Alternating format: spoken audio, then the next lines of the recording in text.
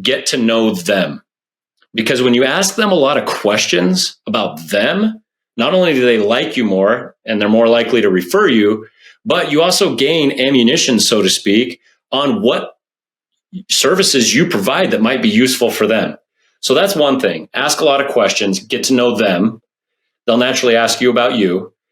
And the second thing is, when you're done with that conversation, ask how you can serve them.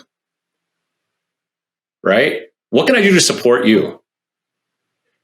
It's so simple. And I was shocked every time people would be like, well, nobody ever asks me that. And I'm like, it's so simple. Welcome back, Real Estate Rockstars. Today we have Dan Gomer in the house. He is from Denver, Colorado, has been an agent for 11 years, and is currently a team leader of 17 and growing rapidly. Dan is still knocking out deals personally, and over the past year closed over $7 million in volume, not counting the referrals that he sent out.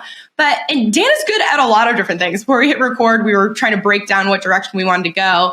But the things we're going to tackle today is simplifying the lead generation process through building businesses through sphere marketing. So we're going to go deep on that, talk a lot about self-awareness, some goal setting, and let's see how it goes. So Dan, welcome. Thank you. Thank you for having me on. I'm excited. Dude, stoked to have you. Okay, let's get some background, some context. Who is Dan the man? All right. Well, I was born on a warm. No, I'm just kidding. Here we go. All right. Well, ever since I was like in middle school, I always wanted to be a teacher. So when I graduated college, I went straight into education, public education. I was a middle school science teacher for 7 years, coached high school sports, basketball mainly. And, eventually got burned out on that and got into real estate because I said, here's an opportunity to finally be able to pay my bills. This is going to be great, And so I got into real estate with the intention of creating a specific kind of lifestyle, and, realized pretty quickly that real estate can get complicated really fast, and it's a lot of work. And so over the years, I've kind of put pieces together on how to build a successful real estate business. One of my big pushes right now, though, is how do you build a successful real estate business and not lose yourself in the process? Because for me, when I came out of education, I'm like, I'm going to crush it in real estate. And I very quickly lost myself in the pursuit of these goals that I thought were going to make my life perfect. And of course they didn't. And then, kind of had to make some adjustments on the fly and figure it out. So that's part of why I'm here today. Dude, we're all just figuring it out. Right. Take us back, Dan, to when you first got into real estate, though. So you were leaving education and you're going to go tackle this dream, make all of the money. How did you build your business in the beginning? Like, how did you generate leads? Yeah, so it's kind of an interesting story. So I originally got into real estate unlicensed, did fix and flips on the front side. Did that for about a year, then got licensed. And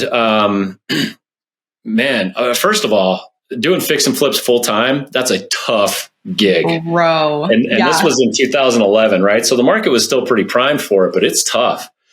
So that was a beatdown. And I did good on some, lost some. Overall, I ended up losing money on the whole thing. Unfortunately, but eventually I made the transition into real estate and said, you know what, I can make more money helping other people buy and sell. So I transitioned into that. And one thing I had not accounted for was how long it was going to take to make that transition. People didn't recognize that I was in real estate because I wasn't talking about it. And so it took a really long time to make that transition. So that was exceptionally challenging as well. So the first 5 years of my real estate career were, a beatdown's the best word for it. It was brutal. I was not making the money that I wanted to make. I was not living the lifestyle that I wanted to live. And it really almost broke me. It took me to one of the lowest moments in my life. And I eventually decided, I'm tired of feeling sorry for myself. I'm going to go, create success. I don't care what it takes. And that's when I kind of just put my head down and just started barreling through. And, it's a double-edged sword. The benefits are I got the big house, I got the awards, I got the this and the that, but I also lost myself in the process. And so, but the other cool thing about that whole process was I learned what works and what doesn't work. And, for me, it took a lot of trial and error and getting my teeth kicked in to finally figure all of that out. Now that I'm a team leader, I finally get to kind of boil down and condense down all of the stuff that I learned by piecing together from all these pieces, try to boil it down and make it as simple as possible for other people to replicate what I did and not lose themselves in the process. Like, that's what's so important to me. Is money is great, but it is not worth it. It is not worth it if you lose your marriage. Thankfully, I didn't, or lose your kids, or lose yourself. It's not worth it in the end. It's funny you say that. I just got back from this past weekend. I did one of our biannual My Company retreats, our 5 Pillars Nation.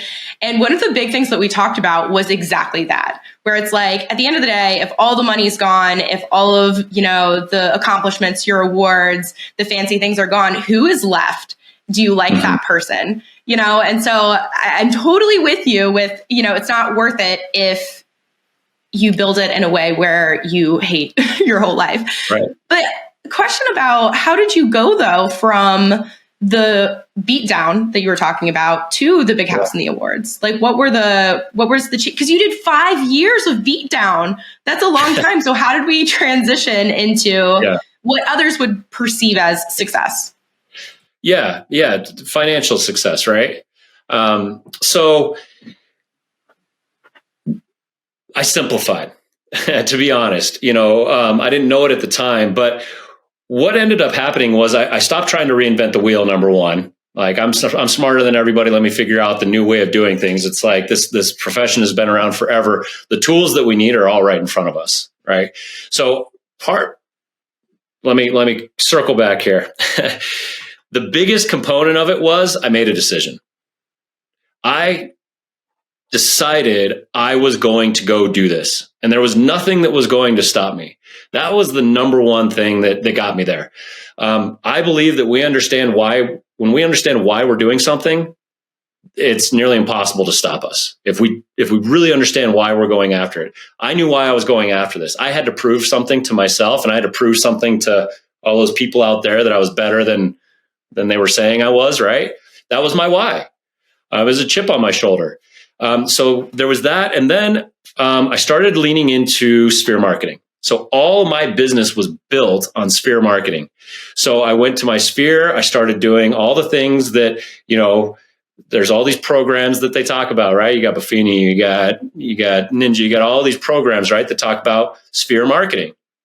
And I took all of these ideas and I kind of looked at which ones overlapped. And I said, I'm going to do those things. So I started doing my personal notes. I started doing CMAs, to my entire sphere. I started hosting more parties. I started doing one-to-ones. I started making my phone calls, and I tracked everything on a sheet that I call the greatness tracker. So every single day it was like, these are the things that I got to get done.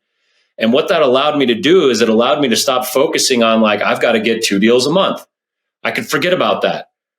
I could focus on just the daily stuff. I believe that if I do these things every single day, then the 2 deals a month is going to take care of itself, and I can forget about it and get that monkey off my back. And so a lot of it was mindset shift, but the mindset shift is what allowed me then to really dial in my processes and stay focused on my processes. And those 2 things combined allowed me to go. Every year I was going from 50% to 100% growth year over year, every year for like 5 or 6 years straight.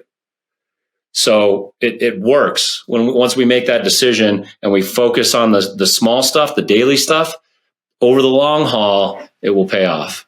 I'm all about focusing on the inputs as opposed to the outputs. So I love that you just said that, because if we can just focus on doing the activities, the results will come.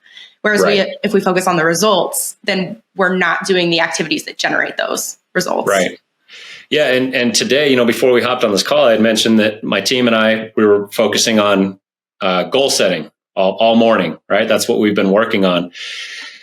And I think, two things that seem to really trip people up and have tripped me up in the past as well is we focus on too many things. So I have two kind of big goals. I've got like a number goal, and then the way I want to be while I achieve that goal. That's it. Those are my goals for the year. And then I've got 4 sub goals, as I call it, that feed into it. And then I break down those bigger goals that will help me accomplish that into small pieces, which are the daily actions. Those are the things that I put on my sheet. Those are the things that I track, and then I forget about the big thing at the end. And it simplifies that process. And so rather than focusing on 1,000 things, I have to do open houses, and I have to door knock, and I have to cold call, and I have to da. How about we just focus on a couple things and do them really, really, really, really well, and then see what happens? So that's kind of how I try to set that up with goals, at least. Less is more. Also, Exactly. That was my 2023 motto to myself, because it's so easy to get so excited about all of the good ideas, and we're just our heads on a swivel constantly about, that looks cool. Oh, that looks cool. It's like, no, less is more. With this though, there's a couple things I want to talk about, but when you were talking about simplifying the process and leaning into Sphere, you mentioned the notes, the parties, the one-on-one, you mentioned a couple other things. So does that fall under, like, when you think about, let's just have less things to think about, are you picking like one of those within your Sphere marketing, or within Sphere marketing, are we doing like a bunch of different things? Can you expand on that? Yeah, great question. So here's the way I look at it. And going back to simplification, and I'll talk more about the Sphere Marketing Handbook that I have. My whole objective with this book was to simplify everything, right? And so when it comes to one aspect is staying in flow with your Sphere. That's one aspect. So we get to pick how many things we want to do within that, whether it's parties or notes or one-to-ones or whatever, right? Whatever authentically fits with your style, do those things. I think where a lot of people get tripped up is we live in a world that is just over-tooled, right? It's like, you've got one problem, I've got 7 tools that'll fix it. And then inside that tool, you've got 9 new problems that you got to solve with these other tools over here, right? And so it's over-toolification, right? That's kind of the way I see it. So where I think the wheels come off the bus for a lot of people is they start looking for how to backfill their database. And so those are where a lot of the tools are. Let me add more people to my database. And then we forget about the day-to-day stuff, which is the notes and the whatevers, right?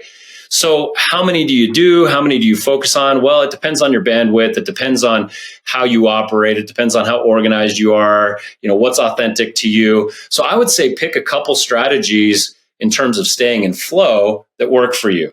Then I would pick one strategy. I would pick one strategy to add people to your database, get really good at that one strategy. Once you kind of have that mastered and you're like, all right, cool, cruise control, like I got this, and you feel comfortable, maybe add a second. Here's a quick commercial break from our sponsor, Ryan Pineda. If you are trying to grow your real estate investing business, then you need to join us at Wealthy Investor. If you have no idea what Wealthy Investor is, it is our coaching program and community. We have helped thousands of students worldwide grow their business. Now, it doesn't matter if you're just getting started and you're trying to get that first deal. We can help you do that. If you're trying to scale your business and go from a few deals a year to a few deals a month, or even 7 figures a year, we can help you do that too. In fact, last year alone, we had over 30 students do over $1 million in revenue. And I'd love for you to be the next one. So it's pretty simple. If you're trying to grow your business and wholesale more homes, or flip more homes, or buy more rental properties, then you need to go to wealthyinvestor.com and book a free call with our team. It's super simple. We'll go on a strategy call with you and figure out how we can help you grow according to your needs. So all you got to do is go to wealthyinvestor.com, book the free call with the team, and we'll see you there. Now back to the show. But then you got to keep all of those other pieces in line or in place to make sure that you're staying in flow with everybody. That's what kind of keeps the momentum moving forward.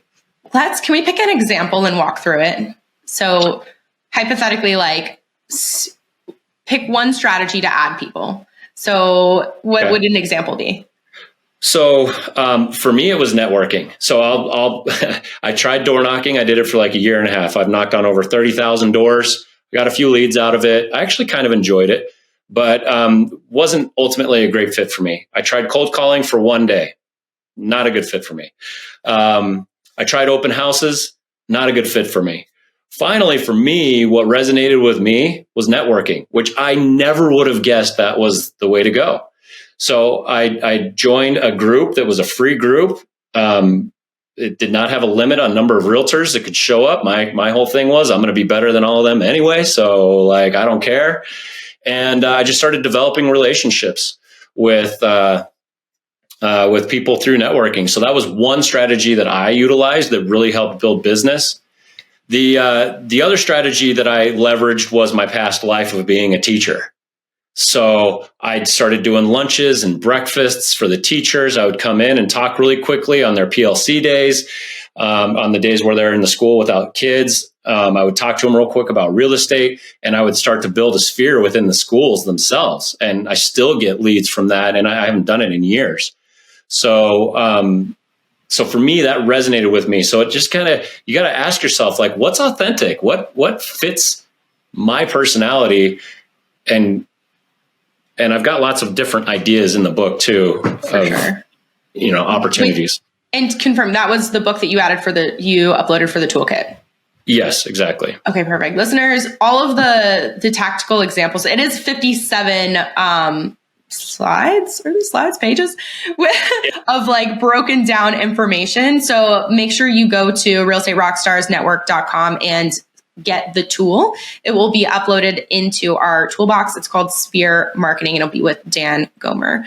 So all of the super, super tactical, granular things will be in there.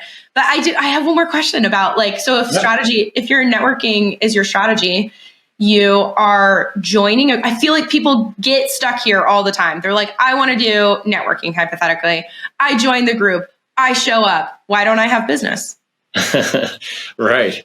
Yeah, absolutely.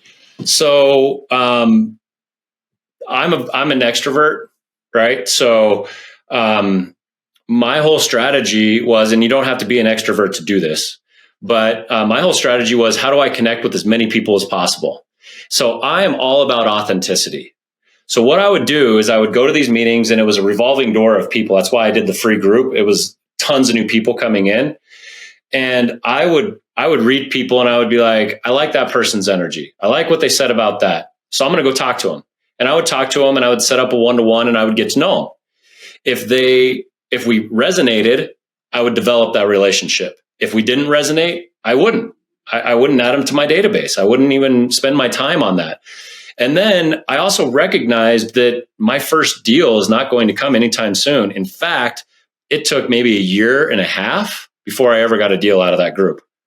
But I just got a referral the other day. I haven't been to a networking group since COVID hit.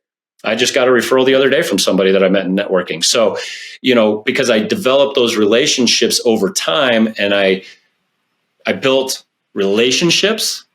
I wasn't just like, you got any deals for me? You got any deals for me? I built relationships over time with people that I resonated with. Okay. I'm there. I found someone who I like their energy. I'm going to talk to them, and I am setting up you said one-on-one. So is that like hey, do you want to get coffee? And like, if yes, then is it like, what is the purpose? Is it just like, hey, I want to get to know you? Or is there a purpose? Great question. I feel like I'm so purpose driven. Like, what's the point? You know what I mean? Absolutely. No, there absolutely the relationship is the point. I do get that, but like still. Well, ultimately, the point is to get business, right? But I think you get that through the relationship, right? So the purpose is to get business. So I think one of the biggest mistakes, if we're just talking about networking specifically, and I think that it also bleeds out into other strategies as well, is that it's really easy to throw up on people and be like, oh, I'm so good at this, and I can do this, and I can do that, da, da, da, da, da. And they're like, yeah, whoa, like calm down, like back off. So I think the purpose of it is to get to know them. Because when you ask them a lot of questions about them, not only do they like you more and they're more likely to refer you, but you also gain ammunition, so to speak, on what services you provide that might be useful for them. So that's one thing. Ask a lot of questions, get to know them. They'll naturally ask you about you. And the second thing is, when you're done with that conversation, ask how you can serve them. Right? What can I do to support you? It's so simple. And I was shocked every time people would be like, well, nobody ever asks me that. And I'm like, it's so simple. Yeah. Right. So little strategies like that, I think, help build that relationship and create opportunities for you to share your value proposition. And then at this point, you had this conversation with them, you understand how you can help them. Yep. And then are you like super systematic in it? You're going home, you're inputting all of these notes into your database. You have a reminder set to check in and follow up X, Y, and Z. Or are you, because I feel like there's two types of people. There's those type of people and the other ones who are like, oh, I'll just see them when I see them and remember everyone because I'm that person. Yeah. Yeah. So I actually have a chapter in the Sphere Marketing Handbook that's called To CRM or Not, And so for me, I hate CRMs just because they don't work for the way I work. So I do everything on spreadsheets. So if I like them, I add them to my spreadsheet. If they said that they own a house, I'm either going to ask them at that one-to-one if I can do a CMA for them, or I'm going to make a note to follow back up with them and say, oh, hey, by the way, I remembered the other day you said that you own a house. Hey, I don't know if you're interested, but I do free CMAs for all my friends and family every single year. I know you're not looking to sell, but I would love to do a report for you so you can keep tabs on what your house is doing year over year. And it also gives me the ability to know more about what's happening in the market. It keeps me plugged in. So if you're interested, I'd be happy to put it together. It's no big deal. And so I would add people to my CMA list. So for me, I had a couple different spreadsheets, the CMA sheet, the call list. And I would just kind of go. And then I also had a business tracker of like my funnel. It was all spreadsheets for me. Some people that doesn't work. They like CRMs. And some people, I guess, you can fly by the seat of your pants, but I would completely lose track of everything if I did that. Well, there's like a shocking number of people who have absolutely no systems, right. But that's probably why they're listening, because they're trying to get more ideas for how to build some systems in their life. Right. Okay, gotcha. So this makes a little more sense to me now, I'm like hyper purpose driven. So it's like you're going to these networking events and you are having conversations with people who you feel like you naturally align with energy wise. You dig into them deeper. You find out how you can serve them. You offer them a free CMA, which makes total sense because now you have an excuse to reach back into touch, provide value. And in theory, since this is all sphere marketing, it's not just them, but also they turn around and show it to their, mom who also has a house down the street and X, Y, and Z and generate business slow and steady off of that method. Slow and steady. A lot of them are slow and steady. Maybe cold calling is a little bit faster, but right. But a lot of them are pretty slow and steady. So many are slow. And that's the other thing that I was thinking, like listening to your story when you're like, man, we had 5 years of beat down and then I switched to this new system and I still had to wait, 12 months or whatever to my first closing. I'm like, okay, yeah, it is tough. It's hard. And, I'm not many people can even survive that long without, you know what I mean? Right. Well, and I was doing deals, right? Mm-hmm. I was still, I was very vocal, right? There was a thing that resonated in my mind that was somebody said to me, don't be a secret agent. I'm sure some of you have heard that, right? And I had a buddy who I played basketball with for years. And he comes into the game one day and he's like, hey, man, I just bought a house in this really fancy neighborhood in South Denver. And I'm like, punch. Excuse me? Yeah. And he's like, yeah, and I'm using this agent that I found online, and like totally oblivious that I was an agent. And I'm like, why didn't you call me? And he's like, I thought you were just an investor, man. I didn't know you were an agent. That was my wake up call. I was a secret agent. And I was like, okay, that's enough of that. So I was actually able to generate leads just through my sphere because I called everybody. Like call everyone in your sphere. If you want like one really good takeaway, you want to close a deal in Q1 of next year and you're afraid that you're not going to get one, call every single person you know. And I've got lists of where to find people in the book. Call every single person and just remind them what you do. And remind them that you're looking for referrals because you want to work with amazing people just like you, my friend. You know, I don't want to work with anybody. I really like you. I want to work with people that you know because I'm probably going to like them too. Like, do you know anybody looking to buy or sell? Call every single person. You will get leads, right? So I did stuff like that to start the engine. The networking was just a tool to add one tool to add more people to the database. But most of my business was coming from my sphere, from staying in touch with people I already know. A quick word on our toolbox. We know it can be overwhelming thinking about all of the systems you want to build into your business, and that is why we ask guests to submit their favorite checklist, template, or tracker so you don't have to build from the ground up. Go to realestaterockstarsnetwork.com and click Toolbox for your free access. Thanks so much. Perfect. Makes sense. So you add in, you're going to stay in touch with your flow. What is it? Stay in flow with your sphere. I had it written down. That's like your core. That's like your foundation, right? And then as you have stayed in touch with them frequently and you're doing those activities and you want to bring more people in, that's when you pick up the networking. That's when you pick up your past life kind of strategy and you just add in that way. So can we real quick break down staying in flow with your sphere? You mentioned notes, parties. Can we talk through a couple of things that people should be doing if they want to build their business through sphere of influence every single day, week, cadence for that? Yeah, absolutely. So first of all, I want to go back to something that you said. You talked about, I have to have a purpose or I'm not doing it. Right. And then that kind of goes back to that motivation of what I was talking about before. I think that's perfect. It's exactly right. So everything that we do has to have a purpose. You have to be able to clearly define, okay, the reason I am writing personal notes is because X. The reason I am doing CMAs is because of Y. So it's really important that if you find yourself doing something and you go, why am I doing this? There's your sign. Maybe you shouldn't be doing it. Or you need to stop and figure out why you're doing it.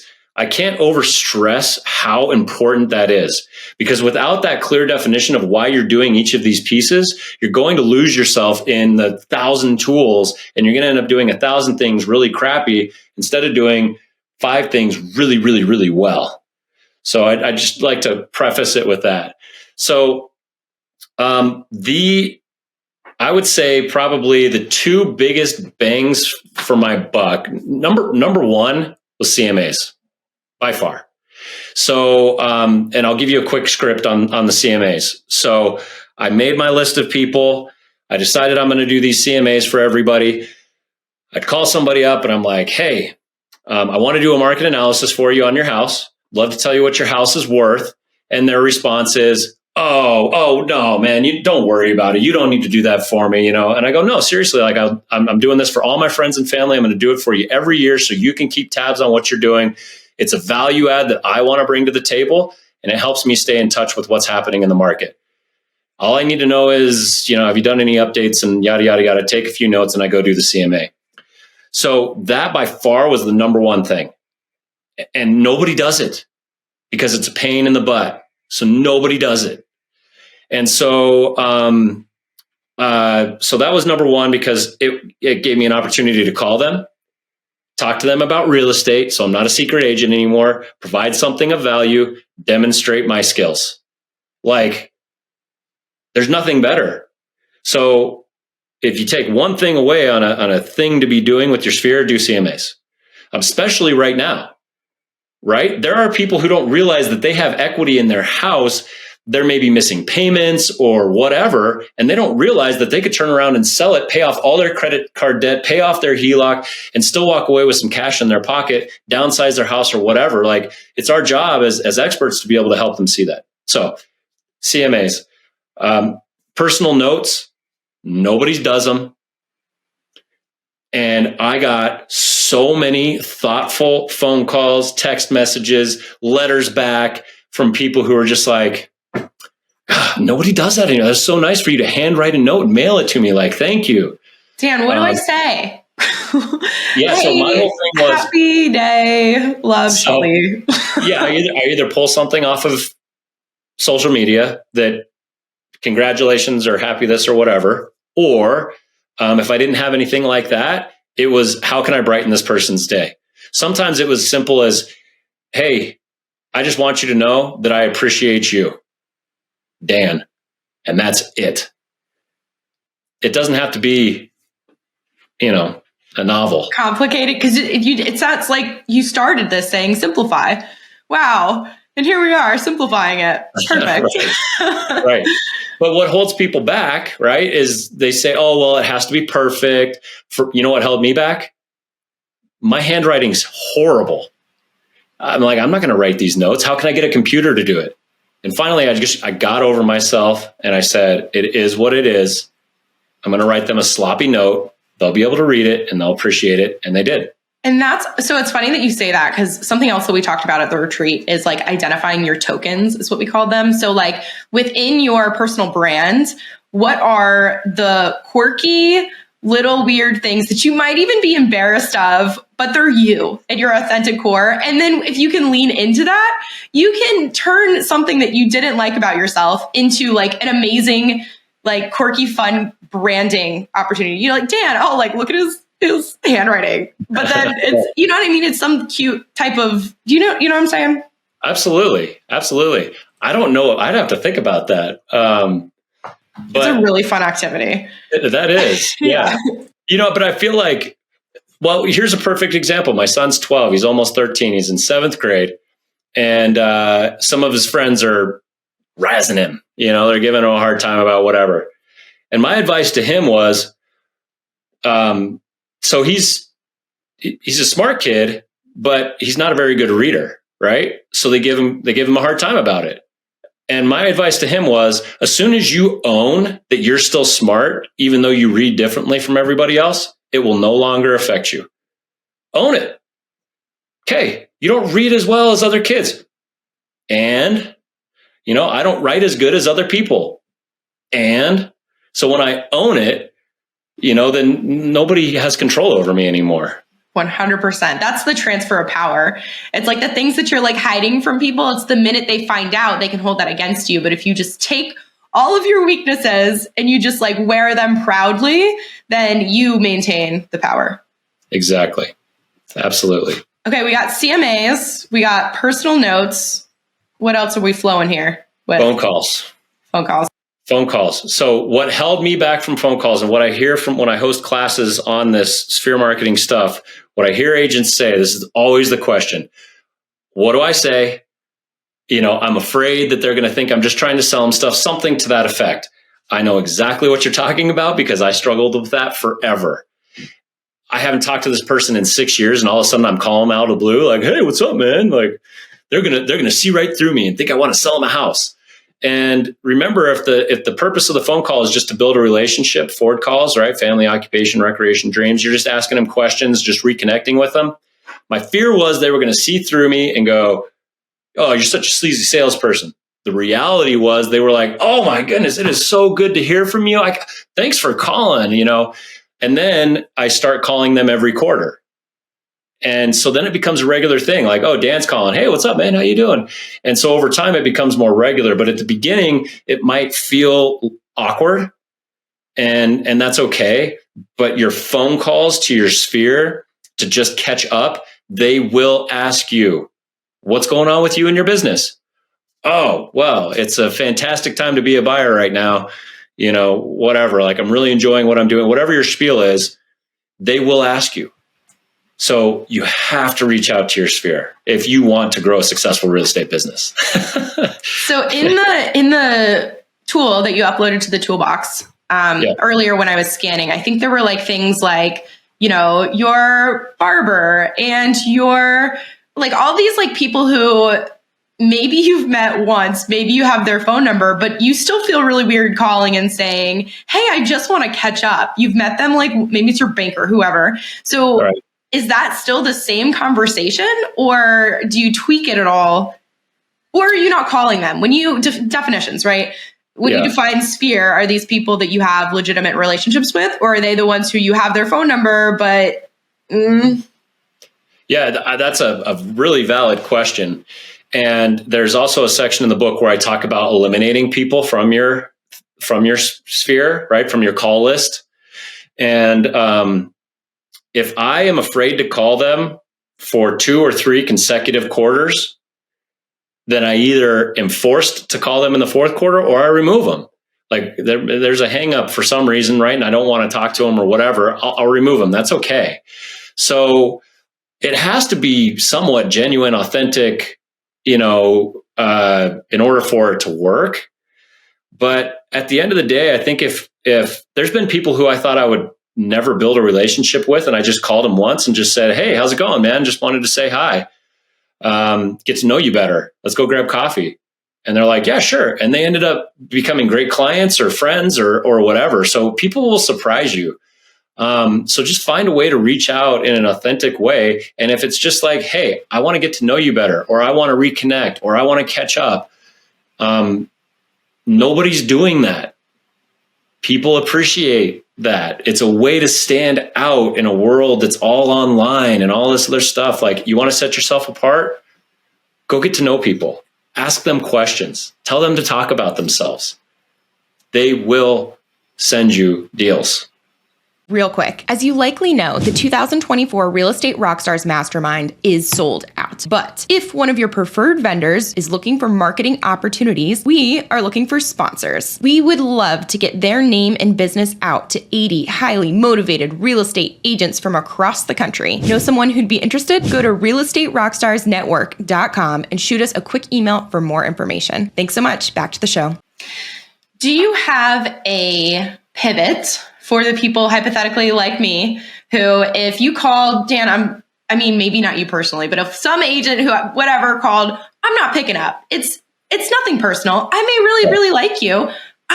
My phone is literally always on do not disturb, face down, and I'm not a phone talking person. If I'm going to do a call, it's on a Zoom or something like that. Do you have a pivot for those who are like, I'm not picking up what you're putting down? I like you and I like people, but I'm not feeling it. So here's the way that I see it. Every time I connect with somebody, whether I actually talk to them or it's a voicemail or a text message or whatever, and first of all, I'll try to match the type of communication with the person. But I know that people are busy. They got kids, they got work, they got all the stuff they got going on. I'm not going to take offense if they don't call me back. They might not call me back 3 times, right? But then all of a sudden, I do talk to them. So I don't take offense to it. I just write their name down that I called them. I write a little LM and I circle it next to their name if I left them a message and they didn't call me back. And if they do call me back, then I cross it out. And it is what it is, because every time I call them, it's like, "Oh yeah, Dan." And there's a little piece in their brain that goes, "Dan Real Estate." That's it. And I'm doing that 4 times a year, Dan Real Estate. And then I do a CMA for them. Dan Real Estate. I send out a little mailer, Dan Real Estate. You drop these things on them subtly over an extended period of time. And when they think Dan, they think real estate. Then they call me when they're selling a house. It is totally true. Like, I've had people consistently reach out to try to touch base. And I think it's lovely as I watch it ring and decide not to pick up and, put it down. But it's true, when the moment comes that I need insurance or whatever it is, I'm like, I respect the hell out of that person for being so persistent. And I'm like, oh, my business is going there because I know how it feels. So it's true. Yeah. And they don't have to say, you don't have to leave a voicemail. It's like, "Hey, it's Dan. I'm in real estate. You should call me if you need to sell your house," right? Like, you're just like, "Hey, it's Dan. Just wanted to call and say hi. See ya." And if they call you, they call you. Great. But it doesn't really matter if they do or don't, because you're making that point, effort. that content. Okay. We got CMA, we got personal notes, we got phone calls. Is there any other main things that you feel like people should be doing to stay in the flow? Damn, I screwed up again. Staying in flow with my sphere. It is a tongue twister. Those are the big 3. Cool. There's plenty more ideas in this, but those are the big 3. What's that? Less is more. There's plenty of ideas for days. We got 3. Okay, Dan, I have a question about with this. If these are the things, what do you recommend? Like, do you have a recommendation for a daily schedule? Oh man. So that's a very personal thing, right? So my personal schedule, I wake up in the morning, I give myself a little bit of opportunity to kind of wake up, drink my coffee. I actually follow something that I learned from Jay Shetty. There we go. And it's TIME. So something I'm thankful for, something inspirational, meditation, and some type of exercise. So my goal is to knock out my time before I start work every single day, because that gets me set up for the day. And then typically I break down my days. So Mondays are my catch-up days, phone call days, getting ahead of the weekdays is what I call it. And then Tuesday morning, so I try not to book any appointments on Mondays. Tuesdays, I try not to book anything before lunch, because Tuesday morning is also a get ahead of the weekday. That's when I do my CMAs and more phone calls. So in a perfect week, I've got all my phone calls and all my CMAs done by the time lunch hits on Tuesday. Then the rest of the week, I've got all this time to do one-to-ones, to do networking, to add people to my database, to do all the other stuff. What I've found in my own business is when I let Monday and Tuesday slip away, by the time Wednesday hits and I'm behind schedule, then it's like, well, next week I'll do it better. And then you pile enough of those weeks up together and it's November and you're like, why do I only do 3 deals this year?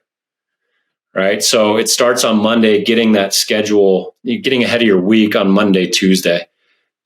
Does that answer your question? It does. Prioritizing the things that prevent the real estate roller coaster. So like, what I mean by that is like, I'm so rich. I'm so poor. I'm so rich. I hate my life. I love my life. Yeah. Okay, gotcha. I'm so busy. I'm so bored. I'm so busy. I'm so bored. Right, exactly. It's ridiculous. How much leverage do you have in your life? Like, and by leverage, I mean human leverage. Like, do you use transaction coordinators, listing coordinators? Do you have an assistant? What is that? Yeah. So, so I've shifted a little bit from production to more of a leadership role. But when I was in full production, it was me and I had a full-time assistant and that was it. And she knew exactly what her roles were, what her jobs were, and she did those and I knew what mine were and I did that. And it worked really well. At this point, you know, I'm still doing, you know, roughly 20 sides a year or whatever. And so I just have a TC, a transaction coordinator, to help me on the back end with all of that stuff. But I also have some other people that I hire kind of part-time to help me with other projects and things that I need to get done. They're kind of the master of all things kind of people, right? And they just help me with that. But generally speaking, with my real estate business at this point, 20 transactions should be no problem with a TC. You should have plenty of time to manage those files and still generate business if you're working full time. If you're doing 40, 50 hours a week, there should really not be a problem getting all that done, at least in my experience. Agreed. Totally. Yeah. You can do a lot with just a solo agent and a TC. Yeah. Okay. What did we not talk about today, Dan? What would you like to talk? Well, anything that you want to share that we didn't get to? Well, real quick, just to touch on what you just said, you can get a lot done with just one person and a TC if you have the systems in place, number one. But I would say even more so than that, it's focused energy. So like when I was doing my CMAs, when I didn't feel like doing them and I gave myself a lot of slack, they would take like 3 hours. And when I was just like, I'm getting these done, I don't have time to screw around, they were done in like 45 minutes. You know, so it's shocking when we get focused how much we can get done in a really small amount of time when we don't give ourselves the rope to go hang ourselves. You know, we can actually get a lot done in a small period of time. But sorry, what was your question? No, I didn't know if you were going to roll right into it, so I like gave you the pause. Yeah. Okay, what did we not talk about today? So what did we miss? The one thing that I want to go back to this idea of simplification. This is what I am all about with simplification. It's so easy to get overtooled. It's so easy to get overwhelmed with all of the things. If you're in a position where you're trying to grow your business and you're not sure what to do, and I'm going to roll the word faith into this as well, simplify your processes and then have faith that those processes are going to work, because people have already blazed this path for you, right? Like I'm here, I'm like, hey, I did these things and it doubled my business every year. Like the tools are there. The strategy is there. Pick the strategies that work for you and keep it really, really simple. And then just have faith that it's going to work out. Like, give yourself a break. Get the monkey off your back. Nobody is forcing you to do 100 deals a year, right? So if that's what you want, build a strategy to go get that, make it as simple as you possibly can, and then get that 100 deal monkey off your back and just focus small. You're going to enjoy your work more. You're going to get more done. You're going to be more successful. I mean, on and on and on. I mean, I could talk about simplification and the benefits of it and how to do it and all that. I could talk about that for hours. So you lived it. That's the thing. I can really tell when people have lived through the pain, and when they're telling, saying like, hey, this works, I promise it works. It's because they've done the other things. They've experienced it personally and the pain that goes along with it, because that's how I found, at least personally, come to my strongest opinions. It's because I've lived the pain and I want someone else to learn from my mistakes. Right. And isn't that like, it's funny. I do a program too with some people on my team, a coaching program. And there are so many people. The point of it is to get down to what we really want, right, in life. And what it ultimately comes down to a lot of people is I want to help others. I want to make the world better. Like you said it perfectly. I've gotten gut punched so many times and I know how bad it stinks. I don't want you to feel that. I'd love to help you streamline the process. So just do what I did. Please.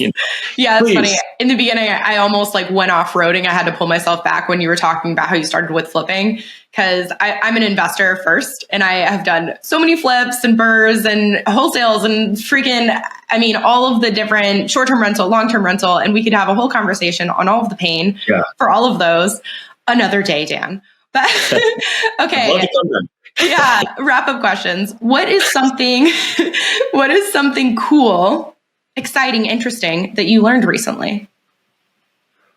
Oh, actually, just this morning I was reading a book and I happen to have it sitting right here. Phil Jones, Exactly What to Say. Great book. Yes.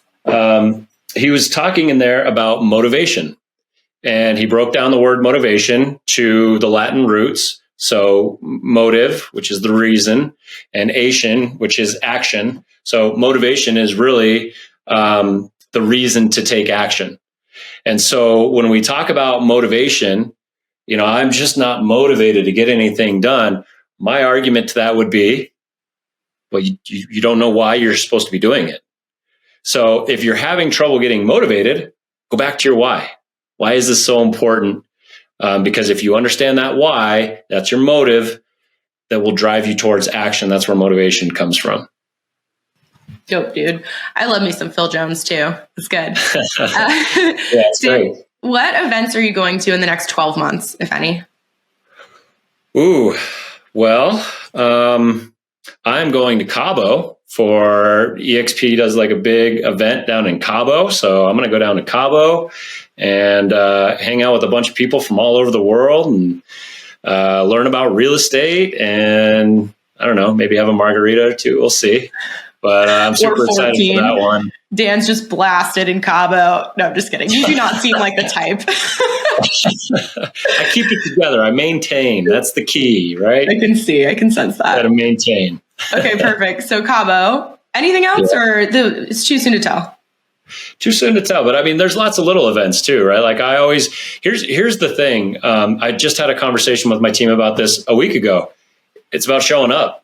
There was an event a big event here in Denver, and only one person from the team came, and I was like, guys, you got to show up. If you want to be successful in this industry, if you're serious about it, then show up. go to as many events as you can. So I kind of live by that. Like if I can make it and I see value in it, I'm going to do everything that I can to attend, because I always meet somebody I haven't known before. I always hear one thing that helps me grow my business. So I really try to just keep an open mind and go to as many things as I can.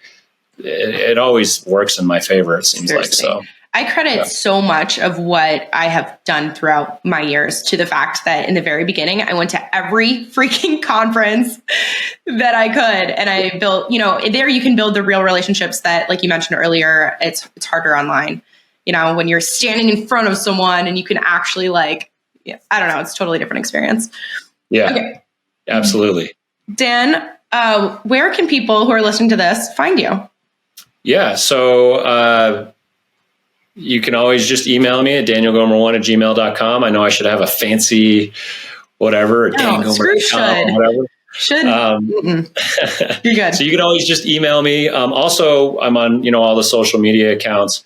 And the other thing that I wanted to just throw out there is if you guys want a free copy of my other book. So this is more of like a personal development book, mindset book.